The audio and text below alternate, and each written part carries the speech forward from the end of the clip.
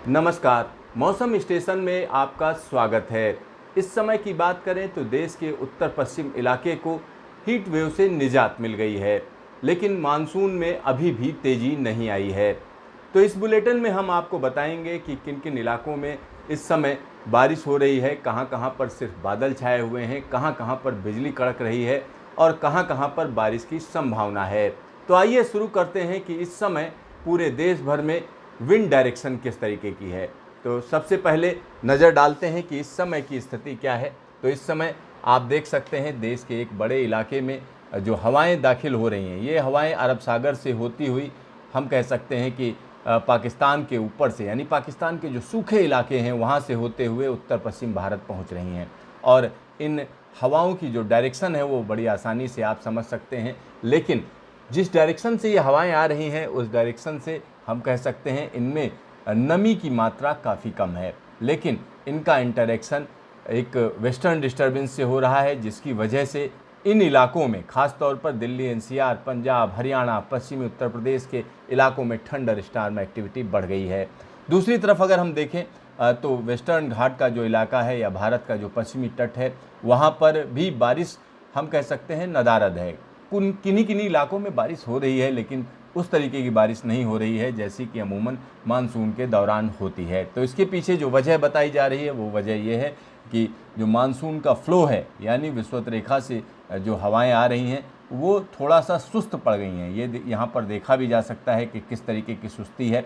दूसरी तरफ इनकी डायरेक्शन भी बदली हुई है, और डायरेक्शन बदली होने की वजह से इस इलाके में यानी दक्षिणी प्रायद्वीप में बहुत अच्छी बारिश नहीं देखी जा रही है। दूसरी तरफ अगर हम देखें तो ये हवाएं आगे बढ़कर ये कहीं ना कहीं सब हिमालयन वेस्ट बंगाल से होते हुए तराई में दाखिल हो रही हैं। इसकी वजह से बिहार के उत्तरी इलाके में रह रहकर बारिश हो रही है, साथ ही साथ पूर्वी उत्तर प्रदेश में भी बारिश की संभावना बन रही है। अगर पश्चिम बंगाल की बात करें तो यहाँ पर भी मौसम विभाग का कहना है कि अच्छी बारिश होने की संभावना बनने लगी है, लेकिन अभी की जो स्थिति है मानसून की वो निश्चित तौर पर कमज़ोर कही जा सकती है। मौसम विभाग का कहना है मानसून एक बार फिर से तेज़ी पकड़ेगा, लेकिन 7 जुलाई के बाद। और अभी की जो स्थिति है उस स्थिति में यही कहा जा सकता है कि देश के अलग अलग हिस्सों में, जहां उत्तर पश्चिम भारत में वेस्टर्न डिस्टर्बेंस की वजह से, तो वहीं पूर्वोत्तर भारत में मानसून की वजह से रह रहकर बारिश का सिलसिला जारी रहेगा।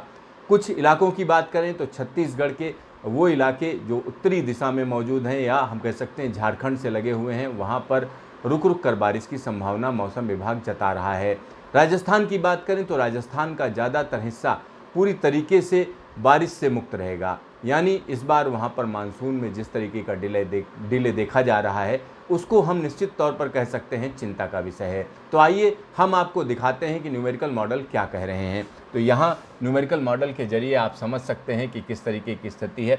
इस समय की बात करें तो हम कह सकते हैं दिल्ली और आसपास के इलाकों में वेस्टर्न डिस्टर्बेंस का असर है, जिसकी वजह से यहाँ पर जो कलर आपको पीले रंग का दिख रहा है यानी येलो कलर है, वहाँ पर हल्की बारिश की संभावना है। और जहाँ पर ग्रीन कलर है या ब्लू है वहाँ पर हम कह सकते हैं मध्यम से भारी बारिश की संभावना है। तो मध्यम से भारी बारिश की ज़्यादा संभावना पूर्वोत्तर राज्यों में है और साथ ही साथ बिहार में है, बिहार के साथ में बंगाल के कुछ इलाकों में है, और इसके अलावा अगर हम देखें तो झारखंड के कुछ इलाकों में बारिश होने की संभावना है। छत्तीसगढ़ के उत्तरी हिस्से में बारिश की संभावना बनी हुई है। दूसरी तरफ अगर हम देखें तो गुजरात का एक बड़ा इलाका इस समय कह सकते हैं कि आसमान पर बादल नहीं है, लेकिन हल्की बारिश की संभावना यहाँ पर बनती हुई दिख रही है।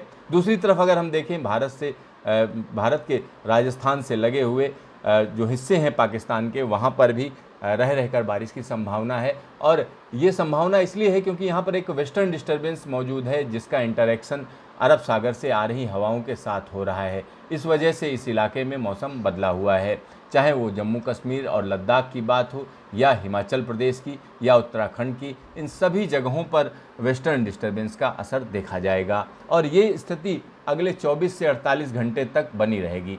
और अगर हम बात करते हैं 5 तारीख की या हम कह सकते हैं कि 5 जुलाई की, तब भी 5 जुलाई के लिए भी मौसम विभाग कह रहा है कि दिल्ली, एनसीआर, हरियाणा, पंजाब के साथ साथ जम्मू कश्मीर, हिमाचल और उत्तराखंड के इलाकों में रुक रुक कर बारिश का सिलसिला देखा जाएगा। लेकिन मानसून की स्थिति बहुत स्ट्रांग नहीं है, ये निश्चित तौर पर कहा जा सकता है, लेकिन 6 तारीख से बदलाव अलग तरीके का दिखने लगेगा। 6 तारीख से हम कह सकते हैं बिहार में बारिश जो है वो तेज़ हो जाएगी, साथ ही साथ पूर्वी उत्तर प्रदेश में भी जो बिहार से लगे हुए हिस्से हैं वहाँ पर बारिश तेज़ होने की संभावना है। तो ये हम कह सकते हैं एक अलग तरीके का डेवलपमेंट हो रहा है। और 7 तारीख की अगर हम बात करें तो एक बार फिर से मानसून की दशा और दिशा में बदलाव होगा और मानसून की हवाएं पूर्वी उत्तर प्रदेश के साथ साथ पश्चिमी उत्तर प्रदेश तक अपना असर दिखाएंगी।